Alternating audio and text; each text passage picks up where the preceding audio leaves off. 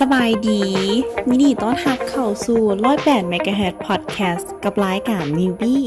รายการที่จะพานักศึกษาไปรู้จักกับเรื่องเวียกๆข้าพเจ้าสุจินดา คมสวรรค์รับหน้าที่ดำเนินรายการอีกเช่นเคย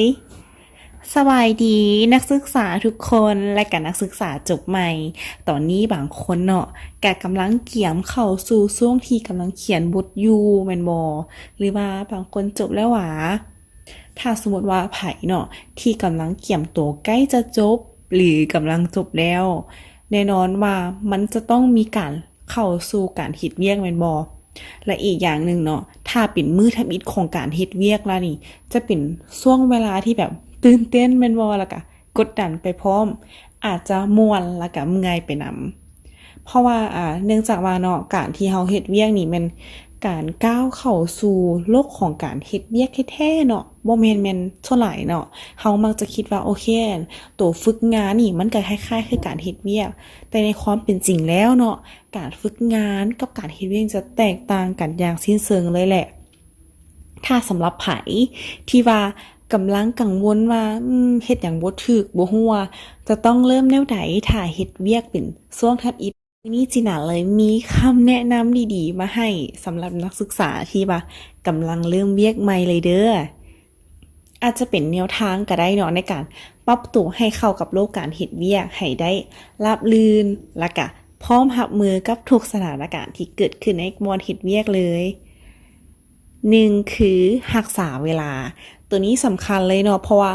การกุ่งต่อเวลานี่เป็นสิ่งที่สำคัญในการเฮ็ดเวียกอีกเรื่องนึงได้เพราะว่าส่วนหลายเนาะการที่เฮามาตรงต่อเวลาบ่ว่าจะเฮ็ดหยังก็สร้างเนาะมันจะเป็นสิ่งที่สะท้อนแบบนี้คือว่าสะท้อนให้เห็นตนเองเนาะว่าเฮานี่เป็นคนแนวใดถ้าสมมุติว่าเฮาเป็นคนที่ว่ามาเวียกตรงโมงแบบนี้เนาะประชุมตรงโมงมันก็เฮ็ดให้มีคนเชื่อมั่นหรือว่าหมู่เพื่อนในห้องการหัวหน้าเนาะก็จะมีความเชื่อมั่นในตัวของเฮาตัวอย่างถ้าสมมุติว่าเฮาเฮ็ดเวียกมาเวียกซ่าตั้งแต่มื้อทำอิฐเลยหรือว่ามาเวียกซ่าประจำคนในองค์กรนี่บางเทื่อเขาเจ้าก็จะจื้อเฮาได้ว่าเฮานี่เป็นคนที่บ่มีความรับผิดชอบละในการที่ว่าบ่กงกับต่อเวลาเนาะถ้าเข้าประชุมแบบนี้ถ้าประชุมซ่าหรือว่าเฮ็ดให้คนอื่นเฮ็ดให้หัวหน้าท่าในห้องประชุมตัวนี้ก็จะเฮ็ดให้มันบ่ประทับใจกับหมู่ร่วมงานเนาะตัวที่สองก็คือสรุปสิ่งที่ต้องเฮ็ดตัวนี้หันสรุปสิ่งที่ต้องเฮ็ดคือว่าเป็นเหตุผลข้อเทคนิคเลยได้ที่ว่าเฮาจะต้องเตือนสติของตัวเองอยู่เสมอในการเฮ็ดเวียกตัวนี้เป็นอย่างคือต้องเฮ็ดแบบนี้ย้อนว่าเวลาเฮาได้ถูกรับมอบหมายให้เฮ็ดเวียกใดนึงเนาะเฮาต้องเบิ่งว่าภาพรวมนี่ว่าต้องเฮ็ดหยังก่อนต่อจากนี้ซึ่งว่าเฮ็ดให้เฮานี่สามารถบริหารสิ่งที่ต้องเฮ็ดก่อนและก็หลังได้มันจะง่ายกับเฮาเนาะถ้าเฮามีตารางที่ชัดเจนส่วนหลายเนาะนอกจากที่เฮาจะออกมาจดออกมาแล้วนะว่าต้องเฮ็ดอันใดก่อนเฮ็ดอันใดหลังแบบนี้นะแต่ก็อย่าลืมเนาะว่าทวนสิ่งที่ต้องเฮ็ดกับหัวหน้าคือกันได้หรือว่าผู้ที่ว่ามอบเวียกให้กับเฮาส่วนหลายเนาะสิ่งที่เฮ็ดแบบนี้นี่เพื่อจะให้เฮานี่นะเข้าใจว่าวัตถุประสงค์ที่ว่าหัวหน้ามอบเวียกให้แม่นแบบนี้แท้ๆบ่ครบถ้วนแล้วบ่แล้วก็เข้าใจตรงกันแล้วบ่แม่นว่าหัวหน้ามอบเวียกมาให้เฮามาเนาะแล้วเฮาก็ฮู้ว่าโอเคสิ่งที่ต้องเฮ็ดตัวนี้แต่ว่าเฮาบ่ฮู้ว่าแบบจุดประสงค์หลักๆมันแม่นหยังสิ่งที่ต้องเฮ็ดแท้ๆมันแม่นหยังสินะถ้าเฮาเข้าใจทั้งสองฝ่ายก็จะเฮ็ดให้เวียกราบรื่นไปอีกขั้นหนึ่งเลยแหละตัวที่3เนาะแม่นถ้าเฮ็ดบ่ได้นี่ให้ปฏิเสธไปตรงๆเลยก็คือว่าแบบต้องบอกเพิ่นเนาะ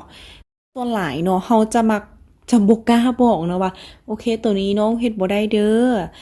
แต่ว่าถ้าเฮาบอกเนาะมันก็บ่แม่นเรื่องน่าอายใดเพราะว่าเฮาสามารถบอกได้เนาะว่าเวียกนี้เฮาเฮ็ดได้เวียกนี้เฮาเฮ็ดบ่ได้เพราะว่า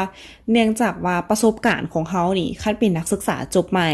ประสบการณ์เฮาก็น้อยกว่าคนอื่นอยู่แล้วเนาะอาจจะมีทักษะที่บ่เพียงพอในการเฮ็ดเวียกนั้นๆที่ว่าหัวหน้ามอบหมายให้หรือว่าเฮายังประสบการณ์บ่หลายเฮาก็สามารถเรียนรู้กับเพิ่นได้แต่เฮาก็ต้องบอกเพิ่นก่อนว่าเวียกนี้ยังเฮ็ดบ่ได้เทื่อเด้อแบบนี้นะถ้าเฮาได้รับเวียกมาเนาะ ถ้าคิดว่ามันเกินความสามารถเฮาก็สามารถแล้วก็ชี้แจงบอกกับเพิ่นหรือว่าผู้ที่ว่ามอบเวียกให้เฮาเนาะอีกอย่างนึงเนาะก็คือว่าอาจจะเป็นเวียกที่ว่าต้องใช้เวลาหลายกว่าเก่าแบบถ้าสมมุติว่าเพิ่นบอกมอบเวียกว่าอาทิตย์นึงเด้อให้มันแล้วแต่ว่าเฮาเบิ่งแล้วว่าเฮาเฮ็ดบ่แล้วเฮาต้องได้ยืนอีก2มื้อเนาะเฮาก็ต้องบอกเพิ่นได้ว่าโอเคน้องหันต้องได้เฮ็ดอีก2มื้อเด้อจังจะแล้วหัวหน้าแบบนี้เฮาก็ต้องแจ้งให้เพิ่นรับทราบเนาะว่าเลื่อนกำหนดมื้อใดจะส่งเพราะว่าสิ่งที่เฮาต้องบอกล่วงหน้านี่นะเนื่องจากว่าหัวหน้าก็จะได้ฮู้ว่าโอเคเฮาต้องเลื่อนตัวนี้ออกไปแบบนี้เนาะแต่ถ้าเฮานี่นะบ่บอกเพิ่นเลยเขาเจ้าก็จะปึงว่าเฮานี่บ่มีความรับผิดชอบบ่มีความรับผิดชอบกับสิ่งที่ว่าเขาเจ้ามอบหมายไว้ข้อที่4เนาะแม่นแล้วเวียกต้องแจ้งตัวนี้ก็สำคัญคือกัน เนื่องจากว่าเวลาที่ว่าเพิ่นมอบเวียกให้เฮาเนาะเพิ่นก็ต้องอยากรู้ว่าโอเคเฮาจะแล้วละบ่เฮาแล้วละหวาบางเทื่อเวลาหัวหน้ามาเนาะหัวหน้าก็อาจจะมอบเวียกให้หลายคนถ้าเฮาแบบแล้วเฮาไปปะไว้วางไว้หน้าตุเลยเฮาบ่บอกเพิ่นก็บ่ฮู้ก็ได้ว่าแบบเฮาแล้วแบบนี้นะเพราะว่าเอกสารมันก็อาจจะหลายเนาะหรืออาจจะเป็นเขียนเมลหรือว่าบอกโดยกงก็ได้เพราะว่าเนื่องจากว่าถ้าเขาเจ้าเฮาส่วนหลายเนาะบางเทื่อหัวหน้าอาจจะมาทวงเวียกแบบนี้นะเฮ็ดให้บางเทื่อเฮาก็ส่งแล้วเนาะแต่เพิ่นบ่ฮู้ว่าเฮาส่งเพิ่นก็อาจจะบอกว่ามาเวียกแล้วละว่าทวงเวียกแบบนี้นะเฮ็ดให้เฮาเกิดความแบบบ่เข้าใจกันน้อยนึงอาจจะมีคือกันเนาะแสดงว่าเฮาเวลาเฮาเฮ็ดแล้วเฮาก็ต้องแจ้งเพิ่นล่วงหน้าหรือว่าแจ้งเพิ่นแบบบอกต่อหน้าก็ได้อาจจะบ่ถึงขั้นต้องเขียนเมลแบบนี้นะข้อสุดท้ายเนาะข้อ5ผูกมิตรกับหมู่ร่วมงานตัวนี้เป็นข้อสำคัญเลยสำหรับนักศึกษาจบใหม่หรือว่าผู้ใดที่เข้าเวียกใหม่เนาะเพราะว่าเนื่องจากว่าเฮานี่ยังบ่มีประสิทธิภาพในการเฮ็ดเวียกบางเทื่อแม่นอยู่ว่าเฮาเก่งมาแต่วอนอื่นเนาะแต่ว่าเวลาอยู่ในห้องการเฮาก็ต้องเป็นเริ่มศูนย์ใหม่อีหยังแบบนี้นะเรียนรู้ใหม่สิ่งใหม่ๆภายในห้องการเนาะเป็นเหตุผลอันนึงเลยคือว่าเฮาต้องผูกมิตรกับคนอื่นไว้เพื่อเรียนรู้คล้ายๆคือเรียนรู้วัฒนธรรมภายในองค์กรก็ว่าได้ถ้าเฮารู้จักคนหลายๆแล้วก็รู้จักอ้ายเอื้อยที่ว่าอยู่ในห้องการแบบนี้นะก็จะช่วยเพิ่นสามารถแนะนำเรื่องต่างๆหรือว่าเรื่องเวียกเนาะแนะนำเฮาได้บางทีเฮาอาจจะยังบ่ฮู้ในสิ่งที่บางทีเขาอาจจะเก่งแล้วแต่ว่าอยู่ในห้องการนั้นเฮายังบ่ฮู้หลายเรื่องแบบนี้นะเฮาก็ต้องได้จำเป็นเนาะจะต้องให้เพิ่นมาแนะนำแล้วก็บอกสอนเฮาตัวนี้หันก็เป็นการปรับตัวอีกอย่างนึงเฮ็ดให้เฮาปรับตัวได้ไวขึ้นอีกนำได้สุดท้ายนี้เนาะ5ข้อที่จินาว่าหมดมันต้องได้รวมกันแล้วก็เฮ็ดให้เฮานี่ผ่านอุปสรรคต่างๆที่ว่าอยู่ในองค์กรส่วนหลายนักศึกษาหรือว่านักศึกษาจบใหม่พนักงานใหม่แบบนี้นะอยู่ในองค์กรต่างๆจินาคิดว่าเขาเจ้าก็พร้อมที่จะแนะนำแล้วก็เปิดแล้วก็พร้อมที่จะเอาความรู้ให้กับน้องๆหรือว่านักศึกษาเนาะพร้อมๆกันเลยแหละเพราะว่าบ่ว่าจะไปองค์กรใดเนาะเพิ่นก็พร้อมที่จะต้อนรับแล้วก็ให้ความรู้กับเฮาเสมอสุดท้ายนี้เนาะขอบใจเด้อผู้ฟังที่อยู่นํกันตั้งแต่ต้นจนจบรายการสามารถติดตามฟังรายการ Newbie ได้ทุกๆวันอังคารมื้อนี้จิตาขอตัวลาไปก่อนเด้อสบายดีอุ๊ยลืมเลยจิตาอยากฝากเนี่ยเพราะว่าตอนนี้เนาะอยู่ใน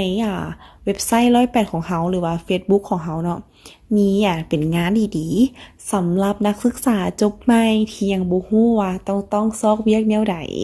จะต้องว่าเฮ็ดจังไดจึงจะสมัครเวียกได้แบบนี้บ่ฮู้ขั้นตอนการสมัครเวียกเนาะสามารถเข้ามาร่วมงานนำเฮาได้เด้อในวันเสาร์ที่25นี้